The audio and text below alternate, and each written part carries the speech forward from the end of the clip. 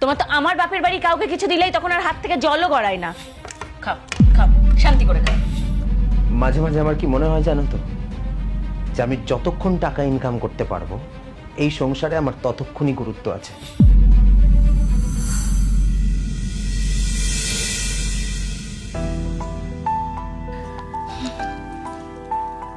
এই শোনো, আজকে কিন্তু সোনার দোকানে যাব। সামনের রবিবারই অন্নপ্রাশন, বেবি আংটিটা আজকেই কিনে রাখতে হবে। সব একবারেই আসে। মানে কি বললে তুমি? কিছু বলিনি, আমি বেরোলাম। দাঁড়াও দাঁড়াও, বেরোলাম মানেটা কি? টাকাটা রেখে যাও। এই টাকাকে আমি সবসময় পকেটে নিয়ে ঘুরি নাকি? নাকি আমাকে তোমার এটিএম মেশিন মনে হয় যে চাপ দিলেই পয়সা বেরোবে? এইভাবে কথা বলছো কেন? ঠিকই বলেছি, খারাপটা কি বলেছি? তোমার মামার ছেলের ছেলের অন্নপ্রাশন, এত দূরের একটা সম্পর্ক, সোনার আংটি দেওয়ার কি আছে? হ্যাঁ, তোমার তো আমার বাপের বাড়ি কাউকে কিছু দিলেই তখন আর হাত থেকে জলও গড়ায় না, তখন তোমার কাছে টাকা থাকে না। আর আর অন্নপ্রাশন তো বছর বছর আসে না, সেখানে আমি যাচ্ছি, আমার তো একটা মান সম্মান আছে। তোমার মান সম্মান না তুমি ধুয়ে ধুয়ে খাও। যত সব। দোকানে গিয়ে আমাকে স্ক্যানার পাঠাবে, টাকা পাঠিয়ে দেবো। যা খুশি করো তুমি। আরে কি কি হলো? টিফিনটা তো দেবে। দেও না, বাইরে খেয়ে নিও। ধুর।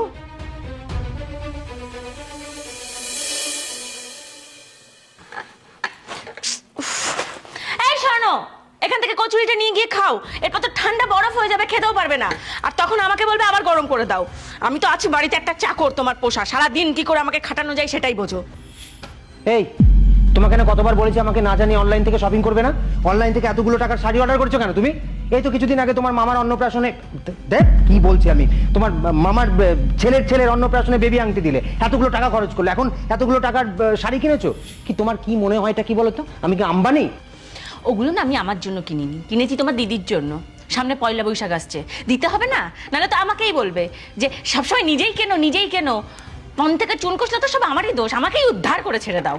সেই তুমি আমার দিদির জন্য শাড়ি কিনে আমাকে উদ্ধার করেছো।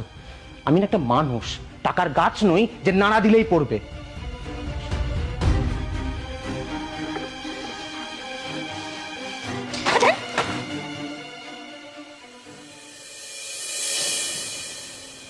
ফিরে গেছো?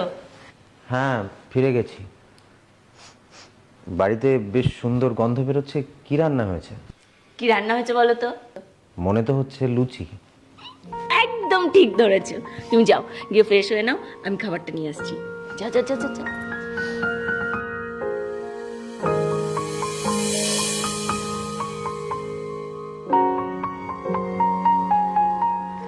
এই নাও গরম গরম লুচি। আহা, তোমার হাতের খাওয়ার মানেই অমৃত। তাড়াতাড়ি খাও। আচ্ছা শোনো, মায়ের থেকে যে 3000 টাকাটা নিয়েছিলাম না, ওটা কালই ফেরত দিতে হবে। স্যালারি হয়েছে তোমার? না, স্যালারি আটকে গেছে। কেন? ওই 4 দিন ছুটি নিয়েছিলাম তাই। কেন কেন ছুটি নিয়েছিলে? আরে ওই প্রচন্ড মাথায় যন্ত্রণা করছিল 2 দিন, আর ওই 2 দিন বৃষ্টি হয়েছিল, ঘুম পাচ্ছিল তাই যাইনি। মাথা ব্যথা আর ঘুমের জন্য ছুটি নেওয়ার কি আছে? আর এত ঘুম আসেই বা কোথা থেকে তোমার শরীরে? তুমি জানো না এই 3 দিন আমার সংসার চালাতে কত কষ্ট হবে? মাসের প্রথমে যদি স্যালারিটা না ঢোকে, আমি কি কষ্ট করে সংসারটা চালাই। ঠিক আছে, চলে আসবে। ওই তো 4 দিন এক্সট্রা কাজ করতে হবে, 4 দিন অ্যাডজাস্ট হয়ে গেলে টাকা দিয়ে দেবে।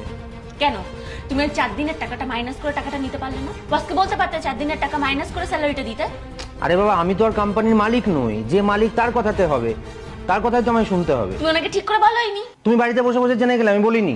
না বলোনি? আরে ধুর, খেতে বসেও শান্তি নেই, খালি পয়সা পয়সা পয়সা পয়সা। সেই তো, তুমি তো তোমার মতন অফিস চলে যাও, কথাগুলো তো আমাকে শুনতে হয়। ওই মুদির দোকান থেকে বাড়িওয়ালার লোক প্রত্যেকে তো আমাকে এসে কথা শোনায়, সারাদিন তো আমাকে শুনতে হয় কথাগুলো। পূজা, একটু শান্তিতে খেতে দাও তো। শান্তি করে খাবে না? না, খাও খাও, শান্তি করে খাও। আর শোনো, কাল থেকে বাড়ির ফোনটা সাথে করে নিয়ে যাবে। আমি কাউকে উত্তর দিতে পারবো না, প্রত্যেককে আমাকে তোমার জন্য কৈফিয়ত দিতে হয়। সবাই কি কথা বলে সেগুলো তুমিও শোনো, কত কথা আমাকে শুনতে হয় তোমার জন্য। আরে পরশু দিনের পরের দিনই তো স্যালারি হয়ে যাবে। তা নাচো নাচো, এই 4 দিন ধরে সংসারটা যে কি করে চালাবো সেটা শুধু একমাত্র আমি জানি। খাও না, খাও, এনাও খাও। তুমি খাও, আমার খিদে নেই। তো খিদে নেই, তাহলে খাওয়াটা বেড়ে আনলে কেন? বেশ করেছি, তখন ইচ্ছা ছিল, এখন ইচ্ছা নেই। তুমি খাও, তুমি শান্তি করে খাও। শান্তি করে খেতে চাইছো না, তুমি খাও। আর না খেলে ফেলে দাও। আর শোনো, খাওয়ার পর নিজের বাসনটা নিজেই মেজে রাখবে। আমি তোমার চাকর নই যে তোমার বাসনও মাজবো, পারবো না আজকে থেকে। আরে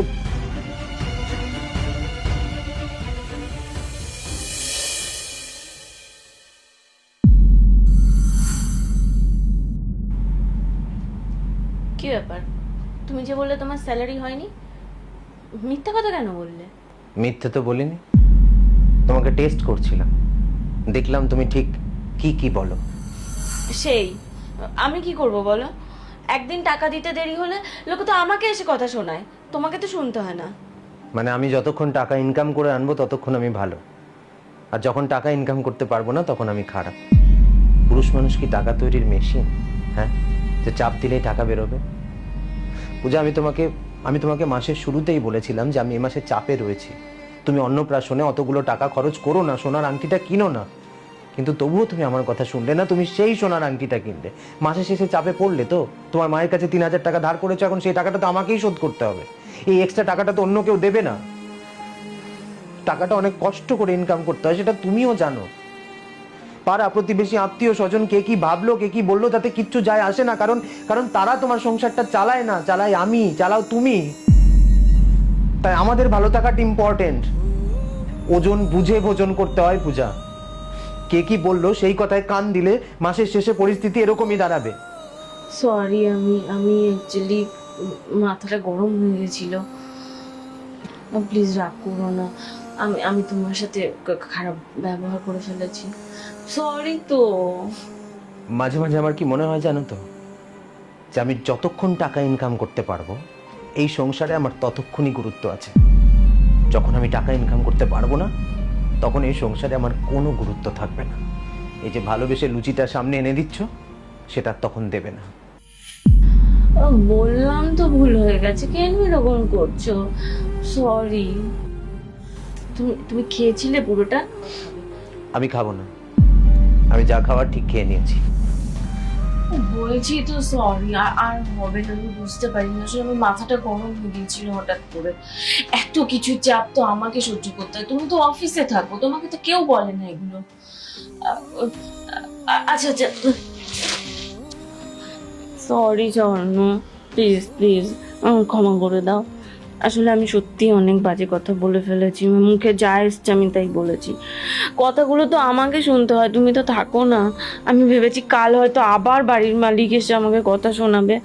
সরি স্বর্ণ, আর রাগ করে দেবো না প্লিজ।